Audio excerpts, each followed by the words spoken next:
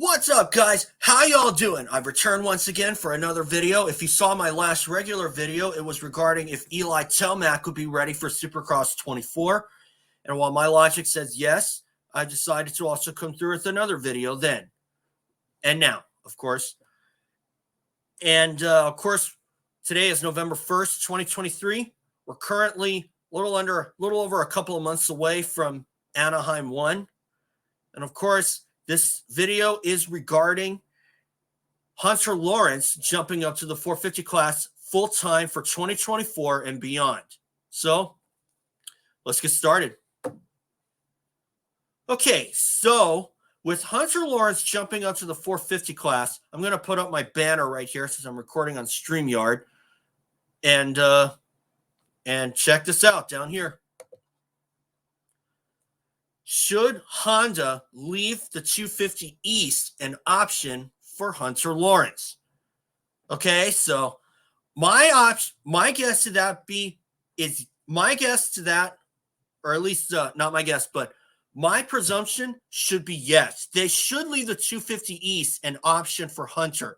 I mean, I know that Hunter has already signed a 450 full-year deal for 2024, but still, if I'm Honda right now, I like them to be a little open-minded on Hunter Lawrence and at least relay that option to either defend that 250 East title, because I don't see him jumping to the West Coast like Jet Lawrence did this past year. Because Jet, he got 1 year left to defend his title, and he decided to go for a West title instead of defending his East title from 22. But honestly, if I'm Honda right now, I'm having Jo Shimoda run the West Coast Series and leave the 250 East an option and leave the 250 East open for Hunter Lawrence if he wants to, you know. I mean, obviously you want to leave the 250 class behind, and of course Hunter does have the option to defend his title. Of course, with the new lights point-out rule, the 250 point-out rule, you get 1 year to defend your title if you win it. But still, I still believe that's defeating the purpose of the point system. Not going to lie to you. I don't know if you guys agree, but that's just how it is, you know. But that's just how I feel, you know. I obviously have a little bit of a little problem with this, but is this something to where that they really should kind of keep the 250 option open? Probably. But you never know what can happen. I mean, case in point, Ricky Carmichael, when he jumped up to the 250 class in 1999, after sweeping the 125 East in 98, it was clear that Ricky was not ready for the 250 class because he wasn't in shape. And even Ricky admits that himself today, because I was actually one of those people who felt that Ricky should have defended his 125 East title from 98 and that perfect season. So obviously I do think that Ricky could have made a big name for himself in the 250s or the 125 class for another year. And of course he did have that final year to point out, and I would certainly have taken that if I was him. Because the whole time I saw Ricky on the 250, he showed promise, but I don't think he was ready. And I don't think Ricky even thought he was ready either. I mean, in 2000, he showed that he was ready to go. I mean, of course, because he won the Daytona race for Team Kawasaki. But I still stand by what I say, that Hunter Lawrence should have the option for the 250 East title if the 450 deal doesn't work out.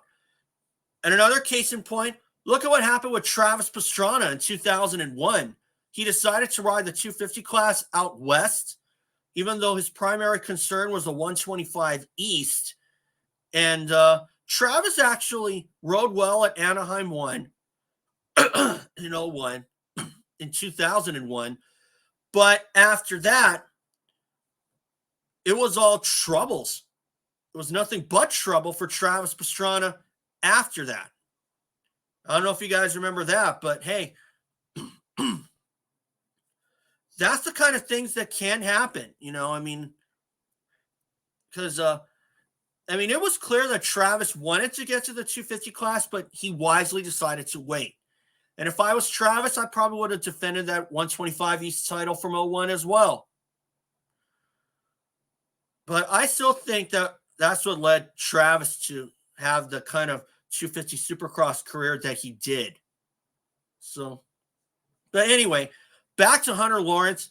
I still think that Honda should leave the 250 East as an option for him, because you really want to have that. I mean, obviously, it's unlikely that Hunter's going to take that, but you never know if the 450 class is going to work out for him, because if Hunter gets hurt and the only time and he has to recover, then he's not really going to learn much, you know, if he's on the sidelines. I mean, look at what Ricky did. I mean, bringing up Carmichael again in 1999 when he got hurt at San Diego, he decided to wait until Tampa. And at the time, I thought Ricky was going to drop to 125s again and just save the 250 class for another day. But no, he stayed on the 250 and the troubles continued. I mean, he had some good rides here and there, but it was clear that Ricky was not in shape, nor was he ready, like I said earlier. And if the same thing happens to Hunter Lawrence, that could make or break his career, but most likely break. You see what I'm getting at here? So if I'm Honda right now, I'm talking to Hunter Lawrence and saying, hey, why don't you just leave the 250 East open? And if the 450 doesn't work out, we can tweak the contract, let you run. We can tweak the contract, let you run the 250 East if you want to, and have Jo Shimoda ride the West Coast. That's what I do if I'm Honda right now. You know, kind of like that plan B, so to speak. You know, because I mean, if Hunter does what Ricky Carmichael did in '99, there's a chance that Hunter could not possibly learn much. I mean, I know that he's and of course jump up to the 450 in motocross, and I'm sure he'll probably learn some more there. But you know, that's just what I do. You know, I mean, it's unlikely they're going to do it. I mean, it's unlikely they're going to leave the 250 East open for Hunter, but you have to admit it wouldn't be a bad idea. So anyway, that's just how I feel about it. You know, case in point, Ricky Carmichael and Travis Pastrana. And although Carmichael's career could not have turned out the way that it could have, you never know. I mean, Travis Pastrana, his career as a 250 rider didn't really turn out the way that I'm sure he'd like to have. He'd like to have wanted it to. But case in point with Carmichael, yeah, he made it work for him. But, of course, Ricky, he saw what he did in 99. He shed some weight. Hired Johnny O'Mara as his trainer. And look at what happened. And look what happened to his career. Whereas Travis, on the other hand, I don't know. I don't know what happened to him. He just kind of moved on to better things. And as a racer, I do think Travis could have made it. So we'll see what happens. I want to wish Hunter Lawrence all the luck in the world on the 450. Do I think he's going to win any races? Sure. If the brakes fall, if the right kind of brake comes his way. So anyway, guys, that's all for today. Just remember, subscribe, and we'll wait when Anaheim 1 comes around. And Hunter, I think, should do well on the 450. We'll see what happens. And once again, subscribe. I fully appreciate you showing your support. And again, subscribe. I'll keep the videos coming as quick as I can. So for now, thanks for watching. See you for A1, everyone.